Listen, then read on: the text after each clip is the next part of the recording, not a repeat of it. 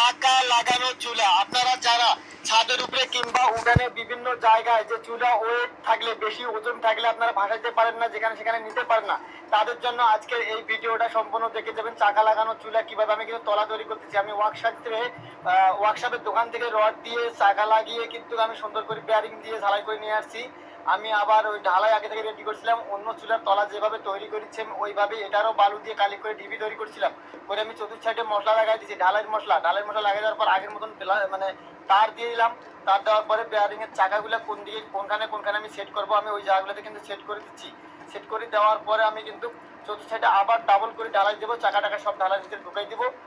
এভাবে আমার কিন্তু চুলার তলাটা তৈরি হবে। অন্য তলা যেভাবে তৈরি করেছি মেটাও তলা ওইভাবে তৈরি করছি। আবার উপরের যে চুলার অংশটা এটা বাকি থাকতেছে, এটা আমি কিন্তু এই ভিডিওতে দেখাইতে পারবো না। আপনি নেক্সট ভিডিওতে দেখাবো আপনাদেরকে। আমি চুলা সেট করে আগুন ধরায় চুলা টানায় দেখা দেবো আপনাদেরকে, চাক্কা ঘুরে ঘুরে চালাই দেখা দেবো। আপনারা দেখতে থাকবেন সম্পূর্ণ ভিডিও। যারা তৈরি করতে চান আমার মতন এইরকম চুলা, তারা অবশ্যই আমার ভিডিওটা সম্পূর্ণ দেখবেন। আর যারা নতুন তারা অবশ্যই কিন্তু আমার আইডিটাকে একটা ফলো দিয়ে রাখবেন। এরকম নিত্য নতুন ভিডিও আপলোড দেওয়ার সঙ্গে সঙ্গে আপনাদের কাছে যাতে আপনারা দেখতে পাবেন।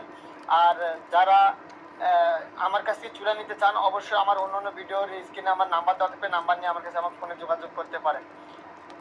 তবে কথা হচ্ছে এই চুলাটা কিন্তু যারা মাটিতে নিয়ে গাড়বেন তাদের জন্য না, যারা ছাদের উপরে কিংবা উঠানে বিভিন্ন জায়গায় রশি লাগে টানি নিয়ে যেতে পারেন, মানে ওইতে দেখেছি একলা মানুষ ভারী জিনিস আপনারা উচকেতে পারেন না, মহিলা মানুষ, তাদের জন্য এই চুলাটা চাকা লাগানো টানি নিয়ে যাবেন। আমি কিন্তু চুলা তৈরি, এটা তলাটা তৈরি করতেছি, তলাটা আর উপরের অংশটা তলা এখনো বাকি রয়েছে। আমি কিন্তু এটা ওইভাবে ওই চুলা করে সেট করবো। অবশ্য আপনারা সম্পূর্ণ ভিডিও দেখে যাবেন। ভালো লাগে তাহলে একটা লাইক কমেন্ট শেয়ার করতে অবশ্যই ভুলবেন না।